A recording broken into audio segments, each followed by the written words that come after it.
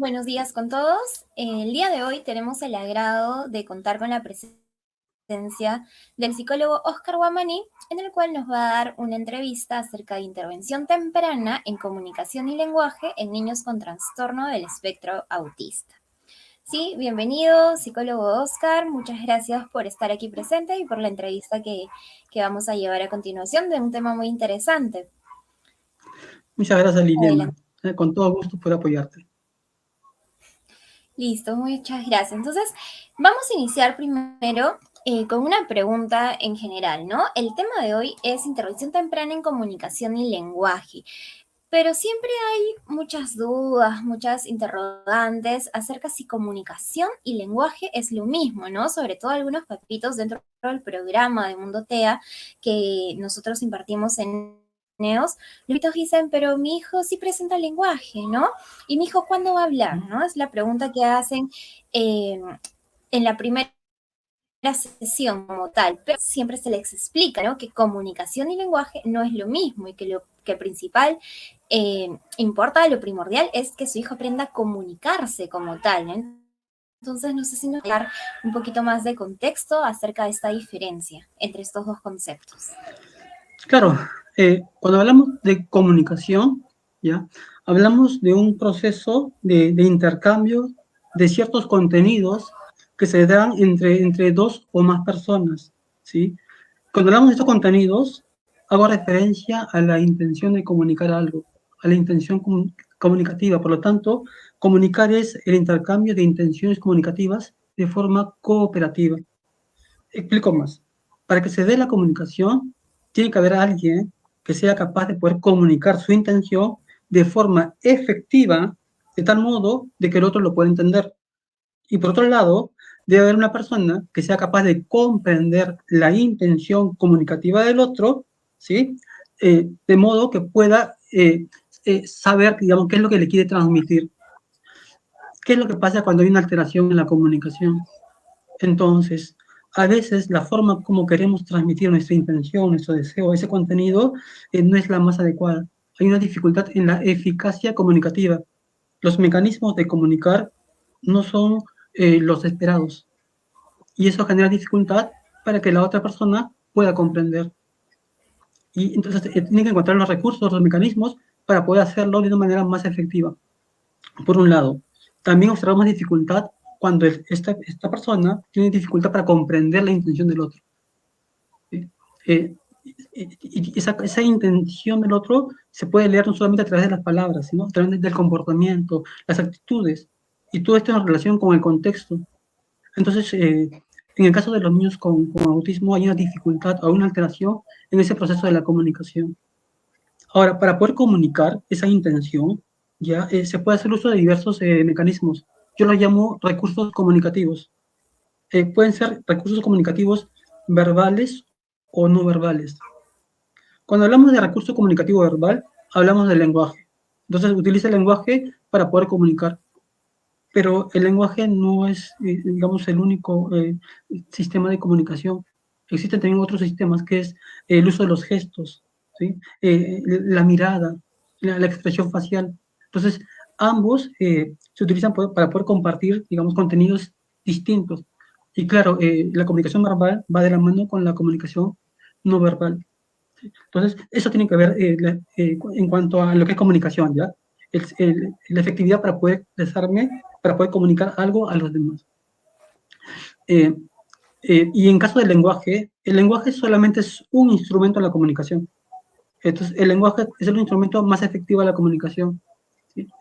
Es la capacidad que tienen las personas para poder expresar su intención comunicativa usando palabras. Entonces, usando ese código lingüístico. Ese es el lenguaje, ¿ya? Y ese código lingüístico se expresa en sonidos, en palabras, en oraciones. Entonces, también podemos encontrar chicos que tienen dificultades para expresar esa intención comunicativa al no poder producir sonidos, no producir palabras, no producir oraciones. Y niños o personas con dificultades para poder comprender ese código lingüístico. Eso sería un problema en la comprensión del lenguaje. O sea, no comprende la intención del otro cuando el otro usa palabras. Hay un problema en la comprensión del lenguaje.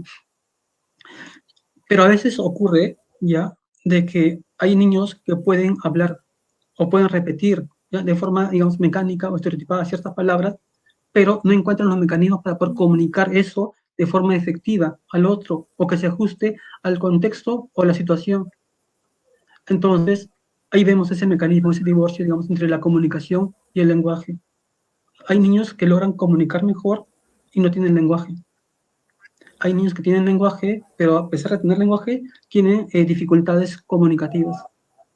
¿Ya? Entonces, es importante, digamos, un trabajo de base es en el desarrollo de la comunicación, en el desarrollo de la comunicación, de la intención comunicativa, ¿no? El que pueda poder comunicar distintas necesidades. No solamente el pedir cosas, ¿eh? También el poder comentar, compartir sus experiencias. Y esto se hace incluso previo al lenguaje. ¿Sí? ¿No? A través de los gestos, a través de las conductas o actitudes, el niño puede compartir un sinfín de intenciones. Y claro, ¿y qué es lo que hace el lenguaje? El lenguaje lo que hace es darle una herramienta para que estas intenciones, digamos, que las puede expresar con mayor claridad, ¿no? Para que pueda expresar sus pensamientos con mayor claridad. Entonces, eso es, digamos, la relación que existe entre lo que es comunicación y el lenguaje. El lenguaje como principal, digamos, instrumento de comunicación. Pero a veces el problema mayor no está en el lenguaje, sino está en la comunicación. Sí, ya. Liliana.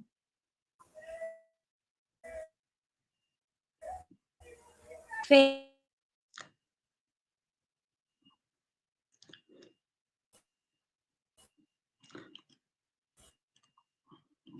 Sí, se congeló tu imagen.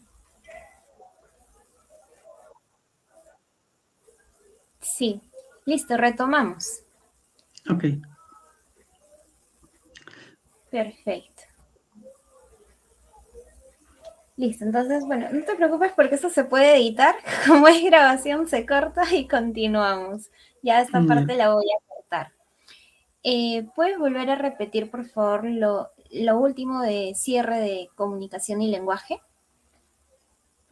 Ah, ¿en qué punto se congeló?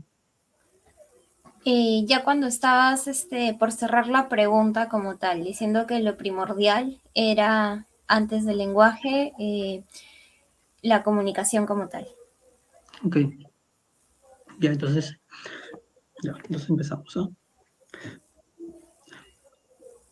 Bien, un poco entonces, respondiendo a la pregunta en concreto, es que en el caso de los niños con TEA, se observan dificultades en la comunicación, ¿sí?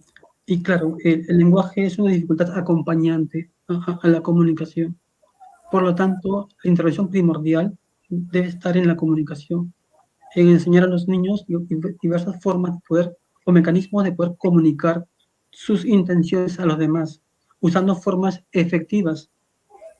Eh, y claro, el lenguaje es un complemento. En la medida que el niño tenga mucho que comunicar, el lenguaje le va a ayudar a poder hacerlo de forma más clara, ¿sí? Pero si no existe esa intención de comunicar, o esto está muy limitado, ¿sí? O no hay esa necesidad de comunicar algo al otro, entonces este lenguaje no tendría mucho valor. Entonces, por eso es importante, digamos, un trabajo principalmente a nivel de comunicación. Y esto va de la mano, digamos, con el lenguaje, pero es la comunicación el objetivo principal cuando se quiere trabajar con personas con TEA.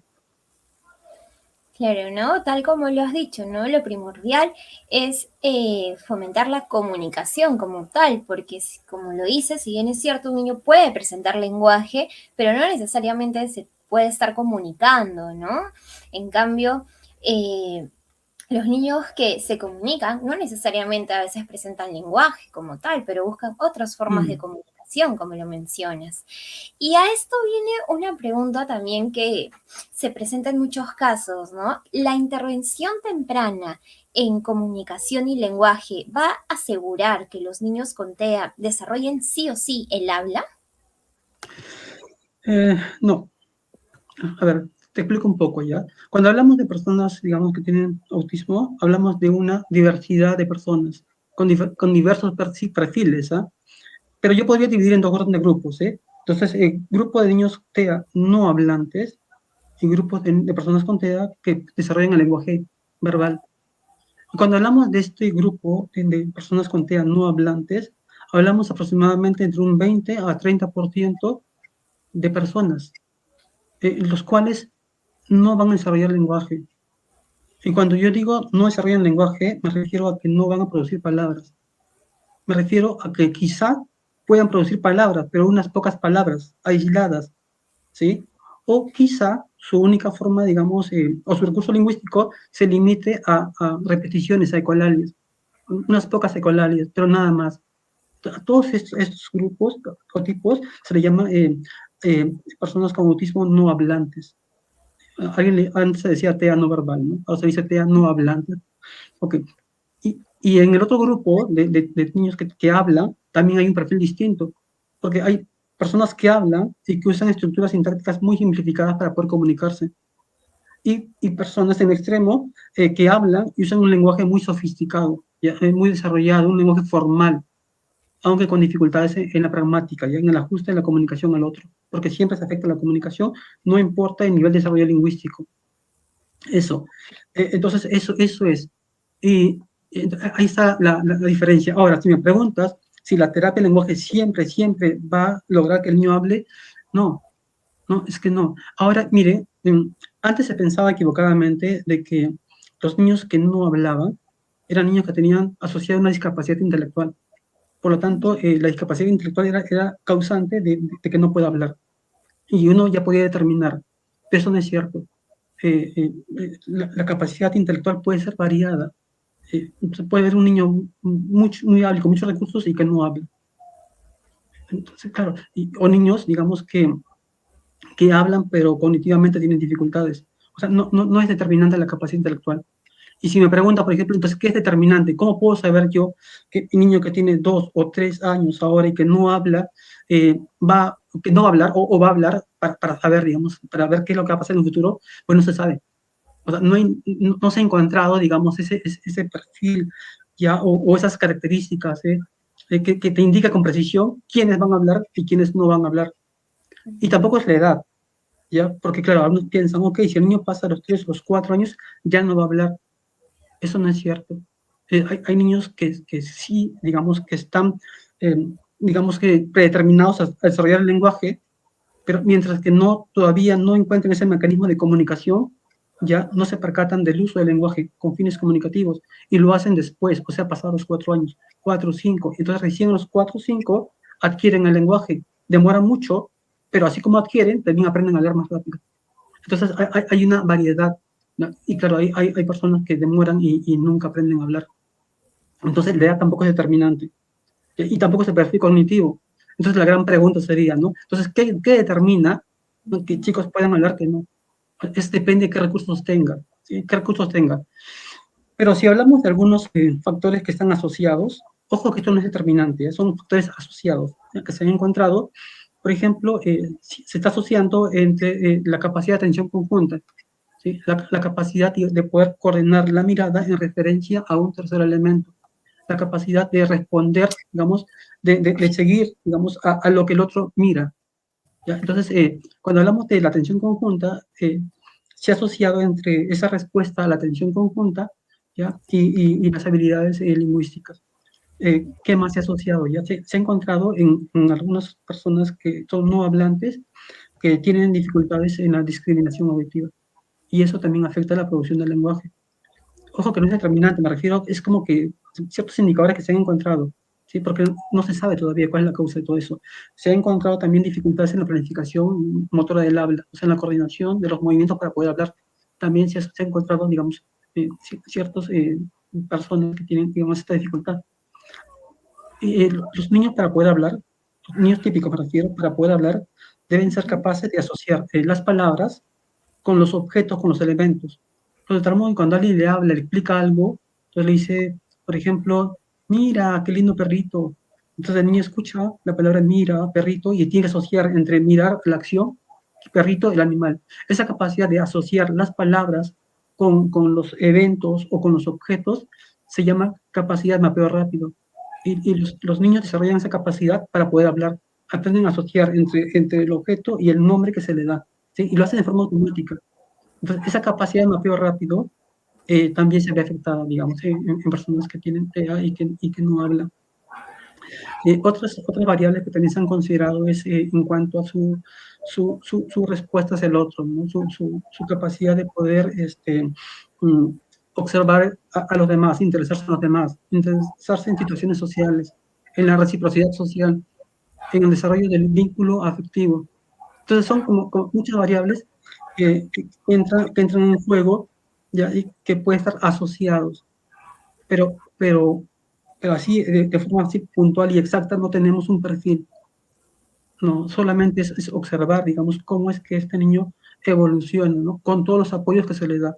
Por lo tanto, si es que este niño está, digamos, determinado o predeterminado a que puede desarrollar el lenguaje, aunque sea tarde, lo va a desarrollar, ¿sí? Con toda la estimulación, aunque demore, pero lo va a desarrollar. Si es que no está determinado a aprender el lenguaje, por más que reciba los apoyos o las terapias tempranas, en este caso, no lo va a desarrollar. Pero este grupo de personas no hablantes es menor, mucho menor al grupo de personas que sí hablan. Y decía que la edad no es determinante. Entonces, no significa que el niño tiene 4 años y no habla, no significa de que no va a hablar. Igual hay que insistir. ¿Sí? Y lo que se hace en esos casos, cuando son pequeños y vemos que el lenguaje no avanza, entonces usamos un sistema de comunicación, un sistema de apoyo a la comunicación, es un sistema alternativo o aumentativo de la comunicación. De ese modo trabajamos su necesidad de poder comunicar al otro, haciendo uso de un recurso. En este caso es un recurso externo, ¿sí? Un material o un gesto que le sirve para poder comunicar. Pero también el hacer esto también le ayuda poco a poco a su capacidad de poder simbolizar, ¿no? De que los objetos, los elementos se pueden representar. En este caso sería en una tarjeta, en un gesto o en una palabra. Y poco a poco va desarrollando el lenguaje, digamos, si es que tiene los recursos como para poder desarrollarlo. Entonces la respuesta, Liliana, sería que no, no necesariamente. Claro, y sobre todo lo último que mencionaste, ¿no? Que todavía hay mucho tabú sobre eso acerca del uso de los PECs, los sistemas aumentativos de comunicación, que muchos padres dicen como que no, pero yo todavía no quiero que mi hijo use estos PECs porque al usar PECs ya no va a desarrollar lenguaje, ¿no? Tienen esa idea errónea. Entonces, no es así, ¿no? Tal como lo ha dicho el psicólogo Oscar, no depende de la edad, no depende del perfil cognitivo y no hay que tener esos tabús hacia estos sistemas alternativos que funcionan también como aumentativos de la comunicación, ¿no? Y van a favorecer Claro. más a desarrollar ese lenguaje como tal. Sí, De y acuerdo a mira, los ejercicios. agrego algo más, con respecto a lo que mencionas. Mira, si es que ese niño se comunicara usando, por ejemplo, los textos, ¿sí? Y entregara el objeto y no encontrara ninguna respuesta verbal en los demás, entonces el niño no tendría de dónde aprender. Entonces toda la comunicación se limitaría a una comunicación en silencio de conductas de entrega y de entregar una tarjeta y de recibir algo. Pero no, o sea, esta comunicación, esta conducta de entregar, va asociada también a la comunicación del otro. Cuando el otro recepciona y le dice lo que está entendiendo, lo que él está comunicando, ¿no? Y se le va reforzando siempre. Entonces, es como aprovechar, ¿sí? Aprovechar este nuevo mecanismo de comunicación para ir estimulando también el lenguaje. Y el niño se da cuenta de eso, ¿no? Y se da cuenta que él puede encontrar mecanismos de comunicación y entonces, y también puede ir a la mano que va entregando, verbalizando o intentando verbalizar. Y el adulto le da dando modelo. Eso ya viene después, ¿no? Primero es la etapa donde tiene que aprender el procedimiento, pero después este procedimiento va acompañado del lenguaje verbal. Y se le va motivando a que él también utilice el lenguaje verbal. De ese modo, este mecanismo se vuelve también aumentativo. Eso. Entonces, ningún niño, digamos, que haya sido enseñado, digamos, con este sistema, deja de hablar si no está capacitado para hablar. O sea, si no está, digamos, predeterminado a hablar a futuro. Al contrario, ¿no? Esto despierta sus habilidades lingüísticas y comunicativas. Sí, ¿no? Entonces hay que tener eso muy en cuenta, ¿no? Y resaltar, ¿no? Lo último también que muchos psicólogos he escuchado, profesionales, que dicen como que no, pasado los 5 años ya su hijo no va a hablar, ¿no? Entonces hay que tener un poco también de información, conocer mucho el marco teórico, ¿no? Para dar información verídica como tal. Y hablando un poco más ya del tema de los profesionales en sí, ¿cuáles son los criterios que debe tener en cuenta un profesional para poder organizar una buena intervención en dicha área, ¿no? De comunicación y lenguaje? Digamos que el primer criterio básico sería entender de que toda intervención en una contexto debe ser una intervención personalizada. No existen dos personas con TEA iguales, no importa la edad o el tamaño. ¿Ya? Cada uno es diferente, por lo tanto, tienen necesidades distintas, tienen recursos distintos, tienen intereses distintos, tienen formas de aprender distintas. Entonces, eso sería lo primero, ¿no? Lo primero sería eso, que todo programa de intervención pues, se debe organizar en base al perfil de cada uno de ellos. Ahora, esto puede ser de forma individual, me refiero, o en pequeños grupos. Aún así, el programa o el contenido es individualizado. Eso es uno, ¿ya? Y lo otro es que hay que tener en cuenta cómo son sus mecanismos de aprendizaje. Entonces, aprenden mucho en formatos de rutinas. Entonces, las rutinas le ayudan mucho, ¿no? Un ambiente estructurado facilita su aprendizaje. Una observación en general, ¿ya? Miren, las personas con TEA tienen dificultades para poder comprender los contextos. No solamente hablo de los pequeños, también hablo de los adultos, con un buen nivel cognitivo, ¿sí? Tienen dificultad para poder comprender los contextos. Y esa dificultad para poder comprender los contextos le genera cierta ansiedad. Por eso viene el temor a los cambios, ¿sí? Por eso tienden a ser bastante inflexibles o seguir rutinas, ¿sí? Entonces, yo lo llamo el temor a la incertidumbre, lo que genera esa ansiedad a los cambios. Pero esto ocurre porque les cuesta comprender estos conceptos, estas situaciones sociales o contextos que son cambiantes. Pero ahora, aplicado eso a los pequeños, lo mismo también, si queremos que un pequeño aprenda, pues la única forma de que aprenda debe ser en contextos predecibles. ¿Sí? Entonces, eso se logra con una enseñanza estructurada. Eso es por un lado, ¿ya? Por otro lado, es que los niños típicos aprenden a través del ensayo y el error. O sea, un niño típico intenta una conducta y si no le funciona, intenta otra conducta. Entonces, hay cierta flexibilidad y eso le permite aprender. O sea, aprendemos equivocándonos, ya eso es lo que se hace. Pero en cambio, las personas con TEA es distinto. Entonces, claro, el equivocarse le genera frustración y ansiedad y el no poder comprender bien lo que ocurre en el contexto. Entonces, a ellos favorece mucho el aprendizaje, digamos, sin errores. O sea, ayudarlo, ¿sí? Para que pueda hacer las cosas bien. Obviamente, primero con nuestro apoyo y luego quitándole los apoyos para que lo haga de forma autónoma.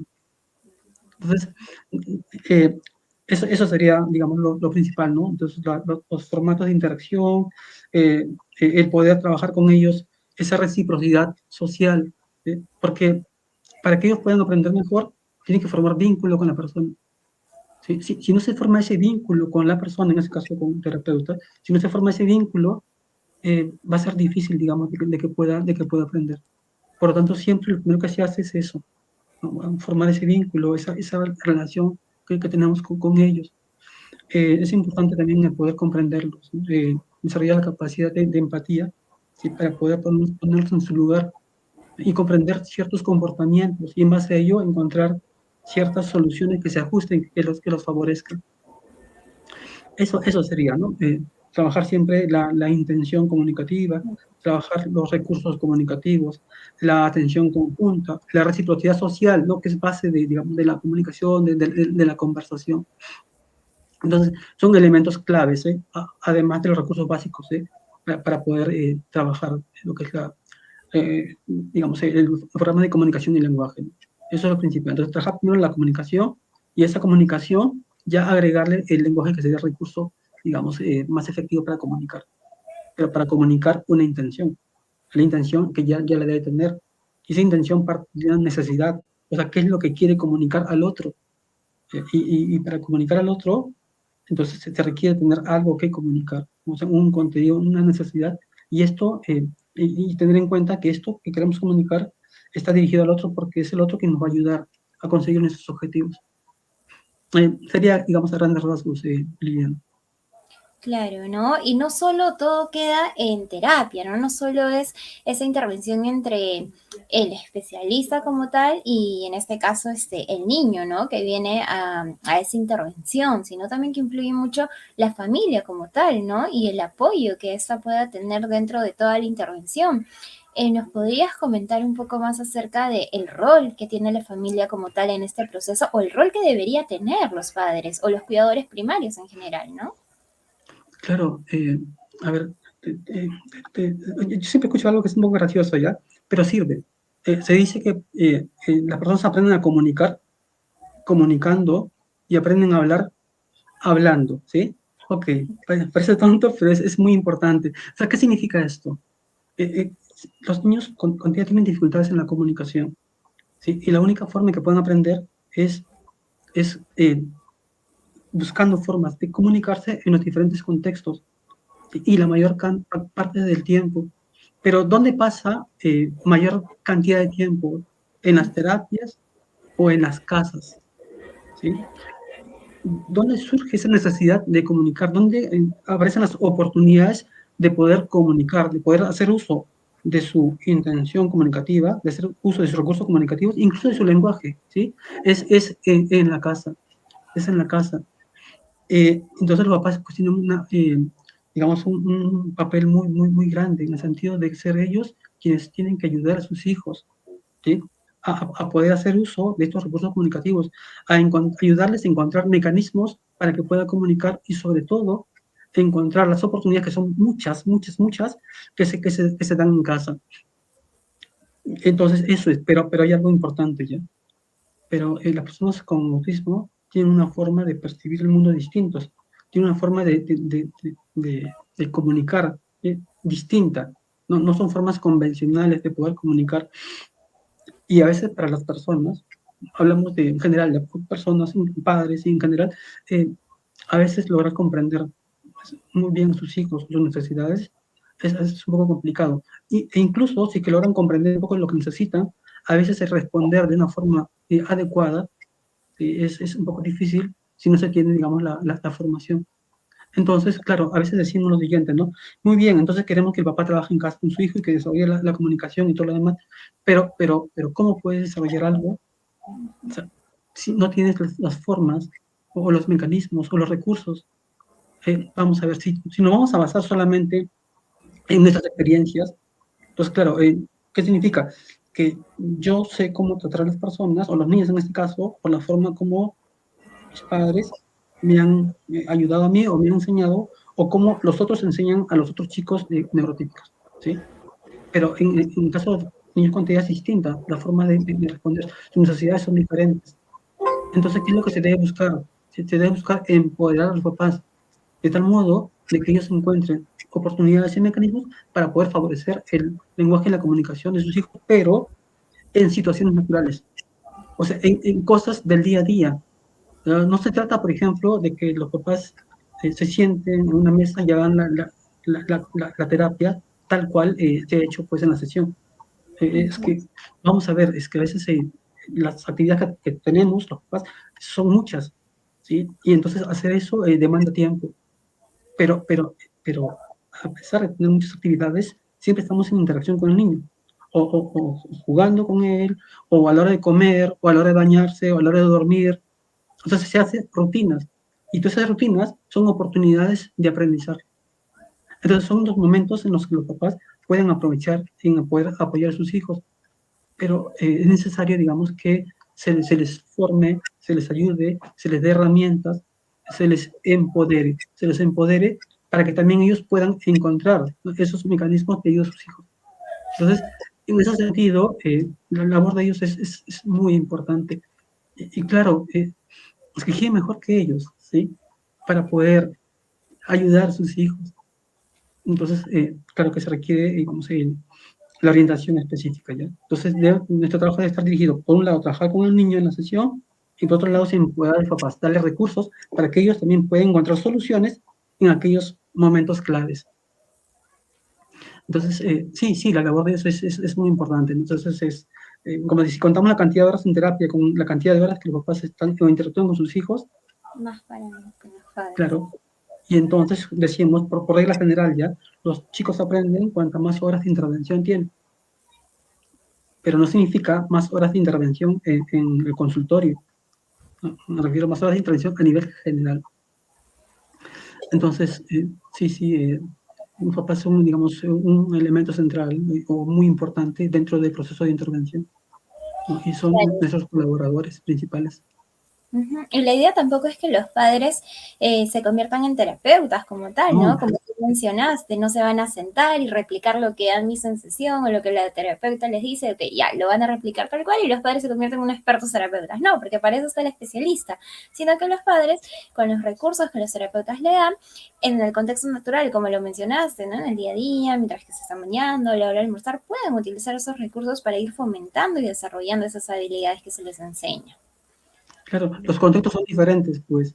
Entonces, Claro. el contexto de una sesión es distinta al contexto de casa, ¿no? Las necesidades son distintas. Entonces, la idea es que pueda intervenir en esas necesidades, ¿eh? En esos momentos, en esas rutinas, que puede ser mañana, tarde, noche. Entonces, esa es la idea, ¿no? Entonces, en su día a día, que encuentren los mecanismos para poder ayudar a apoyar a sus hijos. Eso sería. Tal cual, exacto, ¿no? Y ahora ya para cerrar esta entrevista como tal, coméntanos un poquito cuáles serían las competencias en sí que debería tener un profesional para trabajar en dicha área, ¿no? En esa intervención con niños con trastorno del espectro autista en comunicación y lenguaje. ¿Qué competencias deberían desarrollar ellos? A veces dicen como que sí, me interesa esta área, pero no sé si necesito llevar la especialización o si necesito algún diplomado o alguna especialidad como tal, ¿no? Entonces, ¿qué competencias en sí debería desarrollar para poder llevar esa intervención? Sí, en realidad sí debería recibir, digamos, una formación, ¿eh? Porque es necesario manejar un buen marco teórico, o sea, conocer un poco, o bastante, diría yo, sobre el trastorno del espectro del autismo, porque recuerden esto, ¿ya? Es una condición, ¿sí? Es una condición que está caracterizada por una forma distinta de procesar información del mundo, ¿ya? Entonces, sus formas de percibir el mundo, su forma de comprender este mundo social, su forma de responder son diferentes, son diferentes, ¿ya? Y no es esto, como anteriormente se decía, ¿no? Que claro, es una patología o es una enfermedad. No, sino que es consecuencia de un cerebro que funciona de forma distinta. Entonces, es necesario conocer, digamos, sobre su desarrollo lingüístico, su desarrollo social, su desarrollo cognitivo. Es básico saber mucho sobre, en caso de terapia de lenguaje y comunicación, sobre el desarrollo evolutivo del lenguaje, de la comunicación, para poder intervenir de la forma mucho más adecuada, ¿sí? Manejar sobre, digamos, recursos, estrategias de enseñanza variadas, porque puede haber unas estrategias que se acomoden bien a un grupo de chicos y otras que no. Entonces hay que ser también ser flexibles en el sentido de encontrar, digamos, qué es lo que más le favorece a la persona. Nosotros hablamos de una enseñanza individualizada, ¿no? Todo va a estar en función de las características, de su ritmo de aprendizaje de cada persona. Entonces eso, eh, ser flexible, ser una persona empática, eh, ponerse en el lugar de este niño y entender un poco sus respuestas. Sí, claro, a veces pueden parecer respuestas atípicas, pero todas estas respuestas tienen una explicación, una lógica, una razón de ser.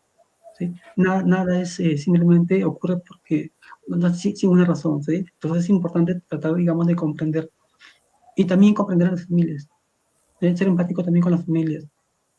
Mm, no es algo sencillo. ¿No? Entonces las familias quieren ayudar mucho a sus hijos, pero a veces no encuentran las formas como. Y es importante, digamos, que los terapeutas puedan comprenderlos, ayudarlos y orientarlos. Entonces, eso. Entonces, la formación sí es necesaria, ¿no? La capacidad de flexibilidad, la capacidad de empatía y sobre todo el poder trabajar en equipo. Porque cuando hablamos de la intervención, no solamente se habla de la intervención en una sola área, a veces son, ¿no? Muchas áreas que se afectan. O a veces son varios profesionales que están trabajando en conjunto. Entonces es importante ese trabajo en equipo para poder coordinar entre todos, digamos que es lo más conveniente, lo que más le va a favorecer a este niño. Eso sería, digamos, a grandes rasgos, parte de las Claro, competencias que se y sobre todo requieren. esto último que mencionaste, ¿no? Tener esa predisposición para poder comunicarse con los otros especialistas que están trabajando, ¿no? No solo decir, no, es mi intervención, es mi área y yo puedo trabajarlo de esta forma, ¿no? Porque tal vez al niño como tal le generamos todo un dilema, ¿no? Porque tal vez, no sé, está llevando una terapia de lenguaje y en terapia del lenguaje le están enseñando tales objetivos y luego el niño va a otra terapia, terapia conductual, le enseñan otro, entonces el mismo niño no sabe como que, pero me han enseñado esto, luego me enseñan lo otro, cómo conectan esas ideas, ¿no? Entonces por eso es importante tener esa hilación, esa reunión con todos los especialistas que están trabajando con los niños, ¿no? Para poder llegar eh, a, a esquematizar, ¿no? Los objetivos, claro, y cada quien tiene su forma de trabajar como tal, pero ir la idea general, ¿no? En una sola. Listo. Perfecto, psicólogo Oscar. En realidad, muy interesante todo lo que hemos tratado el día de hoy en esta entrevista. Eh, no sé si tienen algunas últimas palabras acerca de todo este tema, alguna frase que quieran mencionar para que todos los oyentes se queden con esa frase, con esas últimas palabras. No se me ocurre algo, pero lo importante es tratar de comprender, digamos, a las personas que tienen, digamos, la condición de autismo, entender que todos son distintos, ¿no? Que todos son distintos y nuestro trabajo sería tratar de comprender a cada uno de ellos y entender de por qué reaccionan de un modo o de otro. Y para los papás, nunca tirar la toalla, ¿sí? Entonces siempre esforzarse en que ellos puedan aprender más. Todas las personas van a aprender, ¿sí? Todas las personas van a aprender. Eh, el deseo de que aprendan a hablar, digamos, es bastante fuerte y se comprende muy bien, ¿sí? Pero también hay que respetar sus propios ritmos de aprendizaje. Entonces, no por presionar a los demás, valorarse cambios. No es eso, es darle oportunidades a que pueda aprender. Pero las oportunidades se dan en todos los contextos. Y como les decía, algunos niños van a aprender muy rápido, ¿sí? 2 años, 2 años y medio, y otros un poco más tarde, 4, 5, 6, 7 años. Claro, es como que despiertan el lenguaje tarde, entonces, pero no sabemos en qué momento va a ser. Lo importante es estar seguros de que hemos hecho un trabajo, una intervención, digamos, temprana, a tiempo, apenas hicimos el diagnóstico, se hizo la intervención. Y que digo todos, porque es la familia también, hemos puesto en nuestra parte para darle lo mejor. ¿Sí? Lo mejor en cuanto a calidad, a interacción social, me refiero a eso. Entonces es lo mejor. Y lo otro va a depender de la persona. O sea, me refiero del mismo niño. Eso es lo más importante. Entonces, en vez de estar preocupados en qué es lo que le falta aprender, ¿sí? Deberíamos aprovechar justamente en poder aprovechar las oportunidades, los momentos, para siempre incentivar y motivar a la producción del lenguaje. Entonces, eso sería, entonces, paciencia y trabajo en conjunto. Y la Paciencia. motivación siempre, y el percatarse de los cambios que está logrando, aunque sean pequeños. Eso, eso los va a motivar mucho más, ¿no? A seguir el trabajo, a enseñar más cosas a tus niños, interactuar mejor con ellos. Eso es lo más importante. Entonces, la calidad de la relación. Y no todo se va a limitar exactamente, estrictamente al lenguaje. Eso Claro, sería, ¿no? Sobre digamos. todo fomentar la comunicación, ¿no? Y como dices, valorar esos pequeños cambios que son grandes en sí, son inmensos, ¿no? Para cada uno de nosotros como tal. Listo, entonces hemos cerrado la entrevista el día de hoy. Agradecerte por tu tiempo, agradecerte por todas estas ideas que han sido muy provechosas y esperamos contar tal vez en otra oportunidad para una otra entrevista o otros temas de interés, ¿no? De todos los papitos o profesionales que están oyendo esta charla. Muchas gracias Y, por tu presencia, Oscar. y gracias por tu invitación. Listo, hasta una próxima oportunidad. Nos vemos. Nos vemos. Chao.